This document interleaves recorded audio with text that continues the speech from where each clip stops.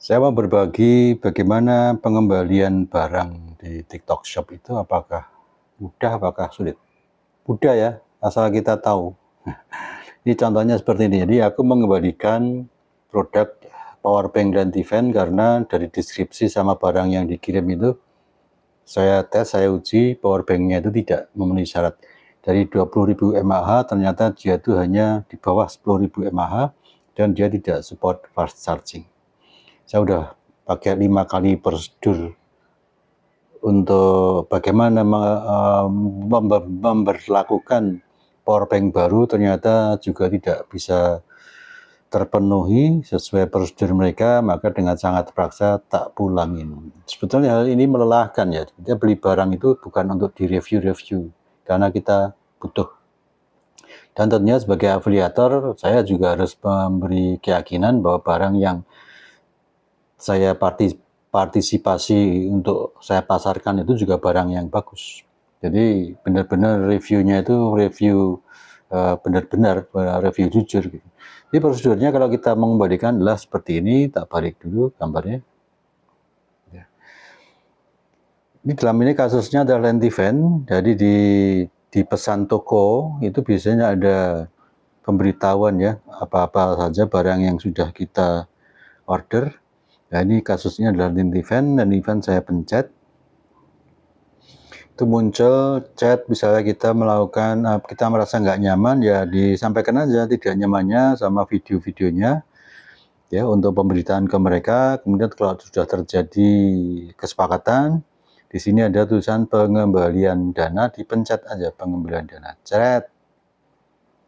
Nah, nanti ada produk apa yang akan kita kembalikan, gitu kan. Kalau misalnya hanya satu produk saja, dalam kasus ini adalah Lentiven Powerbank Mini 10.000, sebetulnya nggak 10.000 tapi 20.000 ya, sesuai dengan ini barangnya masih di tempatku.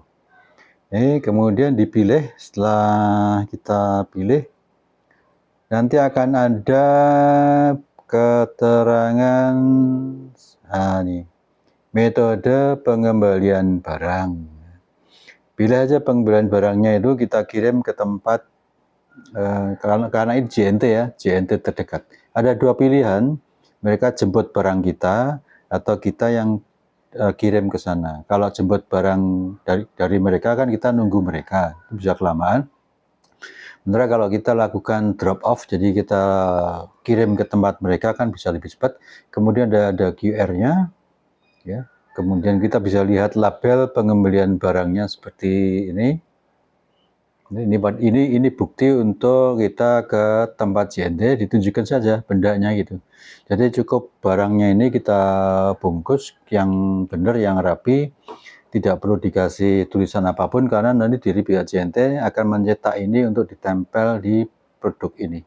Jadi sangat mudah sekali ya. Kalau kita ingin lengkap ya bisa ditulis.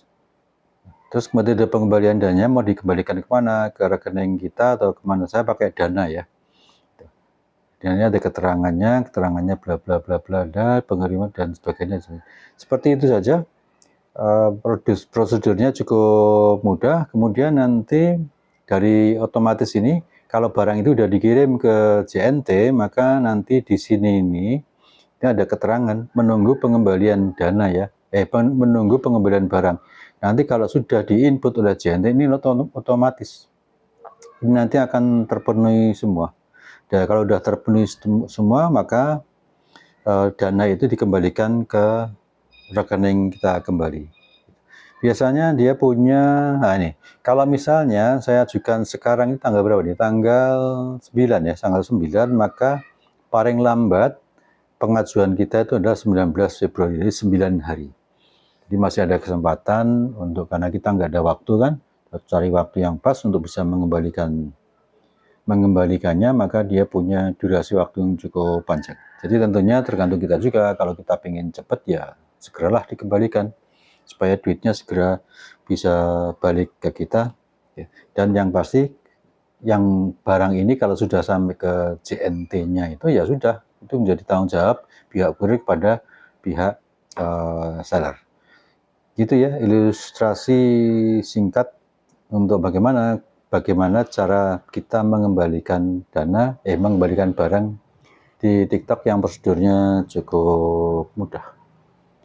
Begitu kira-kira ya bolo-bolo Grey 99, prosedurnya sangat mudah sekali, dan memang itu saya juga tidak akan menyalahkan kepada pihak seller ya, karena dari sekian ratus atau sekian ribu barang dia itu yang produknya terutama yang elektronik, itu bisa saja memang ada barang-barang yang cacat produksi. Jadi tidak secara mata kita harus berkata kasar kepada pihak mereka, karena mereka juga mungkin dari pihak produsennya itu mendapatkan barang yang tidak sesuai apa yang mereka tuliskan. Dan kadang-kadang pembeli itu malah nggak tahu teknis. Gitu. Jadi gitu para teman-teman Gerai 99, mudah-mudahan omonganku yang singkat ini bisa membantu Anda yang merasa gimana sih caranya mengembalikan barang di TikTok Shop. Salam Canden Jetis Bantul, Yogyakarta.